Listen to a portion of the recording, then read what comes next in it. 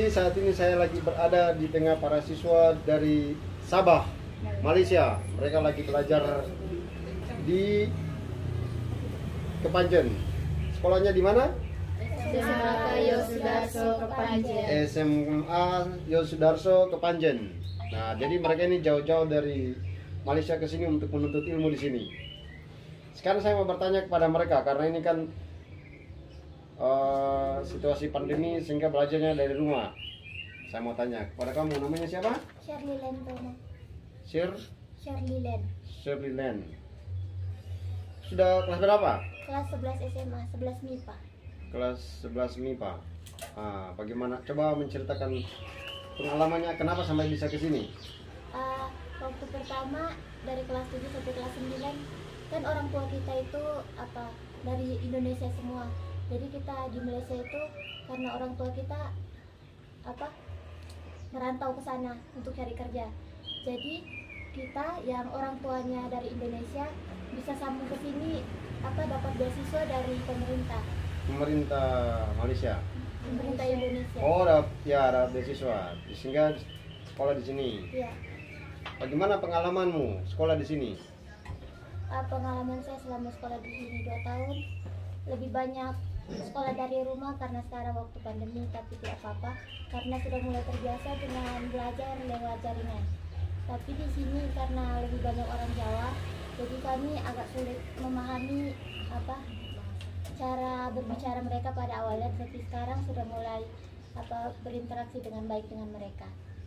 Nah, jadi kita melihat bahwa kesulitan pertama adalah soal bahasa, perjumpaan budaya yang satu dengan budaya yang lain, bahasa yang satu sama bahasa yang lain, sehingga mereka merasa kesulitan. Tapi akhirnya lama-kelamaan sudah terbiasa. Ya. Nah, bagaimana dengan dirimu? Sudah belajar online sekarang.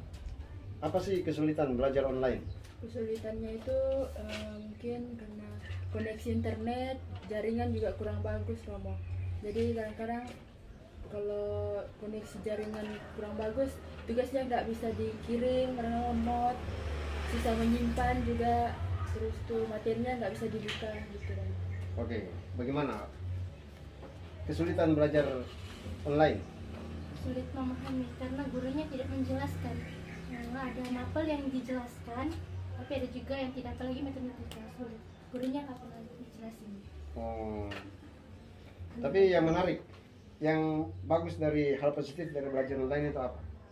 Hal positif dari belajar online karena kita di rumah sama-sama kan kita beda kelas, tapi kita masih bisa saling berdiskusi karena bukan di sekolah. Jadi kan kita semuanya dari tempat yang sama, jadi bahasa kita juga sama, jadi mudah berdiskusi antar satu sama lain.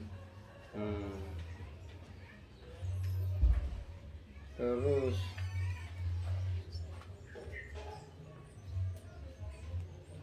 setelah belajar di sini, kok rasanya gimana? Ada perkembangan? Ya banyak perkembangan sih sepertinya Romo, karena waktu kita di Malaysia satu guru itu biasanya mengajar 3 sampai 4 mapel, walaupun itu bukan di bidangnya, karena mereka kan kita kekurangan guru-guru diantar dari Indonesia ke Malaysia itu ke sekolah kita cuma 1-2, jadi mereka berusaha semaksimal mungkin untuk mengajar 3 sampai 4 mapel walaupun bukan bidang mereka.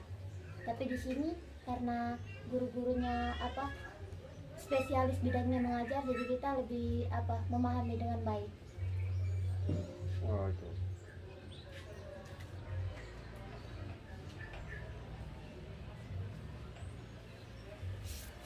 Terus kalian tinggalnya di asrama toh? Ya. Bagaimana kehidupan asramanya? Sudah apakah terbiasa hidup di asrama atau bagaimana? Sudah lumayan terbiasa Romo. Kalau waktu pandemi lebih sulit karena kalau dari jaringan atau biasa jaringan lemot kan tidak bisa buka tugas atau tidak bisa angkat. Terus juga materinya kadang bahasa Inggris ada yang kami tidak pahami ayatnya, itu butuh cari di luar, tapi kadang juga tidak mengerti karena bahasa Inggris susah. Terus kalau di sekolah menurut saya lebih baik karena langsung dijelaskan dari gurunya sendiri. Terus jika ada yang tidak paham terus bertanya. Biasanya kalau pandemi kita bertanya lewat WhatsApp itu lama di reply, mungkin karena gurunya juga banyak buat hal lain, tapi kalau di kelas kan dia hanya fokus mengajar kepada kita siswa di kelas, jadi itu lebih baik kalau di sekolah daripada di rumah. Bagaimana setelah belajar bahasa Inggris dari dalam kelas atau lewat Google Classroom, rasanya gimana? Sudah ada perkembangan atau tidak?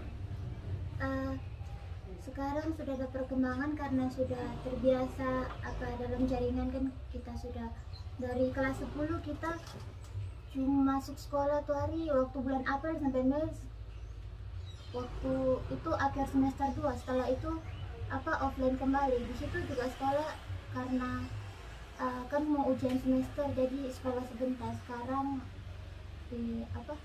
ya semakin banyak lagi, jadi kita tidak sekolah. Oke.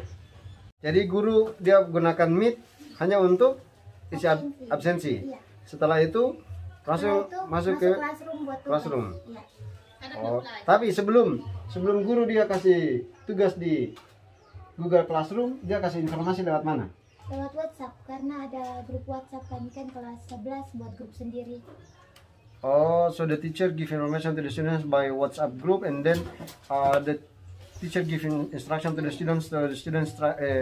The teacher ask students to open their application, especially Google Classroom, and then they fill attendance. Yeah, I fill attendance, and after that, the teacher ask students to read the instruction, and then the students try to answer the questions. Begitu. Just like that. Oh, yes, mantap. Ini 2 ke terus? Nah. Beda, tiga. Jawaban. Nah, sekarang ini kan ada pembelajaran online toh, menggunakan Zoom. Menggunakan apa? Google Meet. Gunakan Google Meet dan Google Classroom. Oke, coba ceritakan bagaimana prosesnya menggunakan Google Classroom. Google Classroom pertama guru kita Pak Matoha dia kita dibuatin akun sekolah, akun pribadi masing-masing, terus itu hanya khusus digunakan untuk Google Classroom. Oke. Terus metode pembelajarannya cukup dibagi kode. Kita cuma download Classroom, terus pakai akunnya, terus dikasih kode Classroom. Guru-guru kan buat kelas di Classroom, kita dikasih kodenya, terus kita tinggal masuk ke kelas masing-masing. Jadi prosesnya bagaimana? Proses sampai ke belajar mengajar seperti apa? Misalnya guru apa yang dia buat pertama kali? Guru bahasa Inggrisnya. Pertama gurunya waktu pertama masuk kita masuk Google Meet untuk perkenalan. Terus absensi. Tapi guru bahasa Inggris lebih sering menggunakan kata bahasa Inggris agar kita terbiasa juga di Classroom. Sudah absen, terus dikasih material sama tugasnya. Oke, jadi guru absensi terus dia kasih materi dalam kelas, kemudian langsung disuruh kerjakan. Iya. Nah, kapan dikumpulkan? Biasanya 1 jam. 1 jam setelah itu. Iya. Oke. Mulai jam 7 sampai jam 8. Apakah bisa mengerjakan soal yang diberikan guru? Kalau bahasa Inggris terkadang setengah itu sulit karena kan sekarang belajar online, jadi tidak terlalu dijelaskan oleh gurunya, kita juga susah mau mengerjakan. Tapi ada juga yang seru. Apa sih kesulitannya belajar bahasa Inggris di saat pandemi kayak gini? Kesulitan belajar bahasa Inggris Saat pandemi sekarang ini, belajar online ini. tidak dijelaskan langsung dari guru, banyak kata-kata yang rumit yang baru didengar, tapi mau ditafsirkan itu tidak tahu mau bertanya kepada siapa, bertanya kepada guru juga lambat di reply gitu.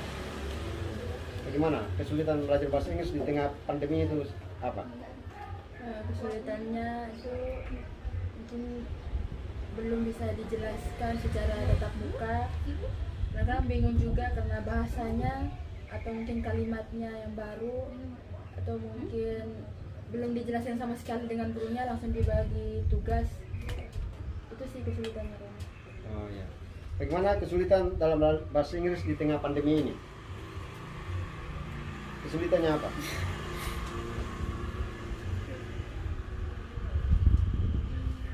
Kendalanya apa? Kendalanya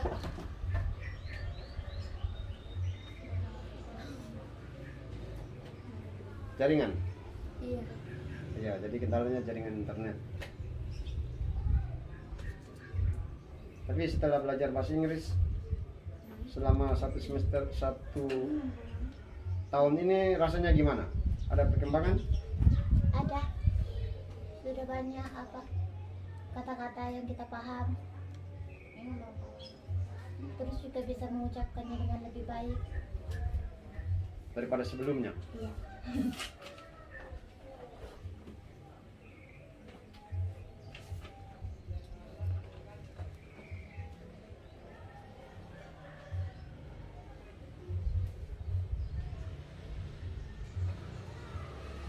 Kalau pembelajaran online itu ada saling bertanya enggak? Ada pertanyaan timbal balik antara guru dan siswa tidak? Ada, tapi kalau cuma waktu meet. Oh, kalau Meet ada pertanyaan timbal balik, jawaban timbal balik. Iya. Tapi kalau Google Classroom tidak ada. Tidak.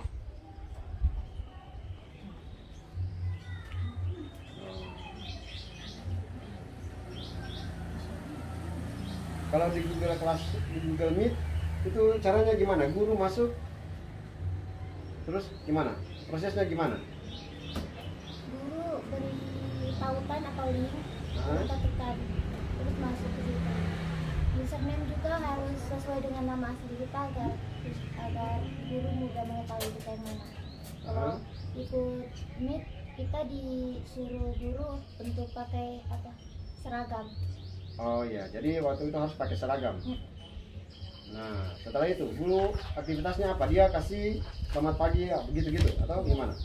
Coba ceritakan kronologinya. Dari guru masuk pertama gimana sampai selesai pelajaran. Kalau mulai dari Meet, pertama guru masuk terus ngucapin selamat pagi ke kita. Guru mengucapkan selamat pagi itu menggunakan bahasa apa? Bahasa Inggris. Misalnya, Good morning class, terus jawabnya gimana? good morning teacher, atau good morning ma'am gitu. Terus ditanya tentang materi-materi yang lalu yang kita tidak paham. Sekarang Meet gitu, jadi gurunya bilang waktunya bertanya supaya juga bisa dimengerti dengan baik. Jadi situ kita bertanya tentang materi yang sudah kita pelajari yang dulu. Terus dibetul, kalau ada yang salah atau salah pemahaman dari kita sendiri itu dibetulkan sama gurunya. Setelah itu Biasanya guru ngasih tugas di classroom. Oh, jadi setelah menjelaskan materi kemudian langsung dikasih tugas. Nah, dikasih tugas lewat Google Classroom. Nah, habis itu guru instruksinya bagaimana? Instruksinya oke, anak-anak sekarang masuk ke Google Classroom untuk mengerjakan tugas yang ibu berikan ya. Tugas dikumpulkan jam 8 pagi. Ya, yang terlambat dikira gitu biasanya. Oh, begitu. Lalu guru menutup kelasnya bagaimana? Kelas Google Meet-nya? Okay, student, this is the end of our class. Hope you enjoy it. Thank you. Gitu. Terus kalian balasnya gimana? Biasanya kita bilang you're welcome ma'am. Kalau tidak good morning gitu. Oh iya. Nah, kan di Google Class itu kan di Google Classroom itu kan ada ini. Google Classroom itu kan ada forum diskusi. Nah, itu kalian masuk lalu berdiskusi enggak? Kita belum diajar untuk berdiskusi di situ. Oh, jadi Google Classroom itu cuma hanya untuk Tugas. Oh, tugas saja. Jadi guru kirim tugas di situ, kalian jawab di situ, terus mengumpulkan di situ. Iya. Tidak ada bertanya-bertanya di situ. Tidak, kalau kita bertanya biasanya lewat grup WhatsApp. Oh, bertanya, cara bertanyanya lewat grup WhatsApp. Sama. Iya, Romo.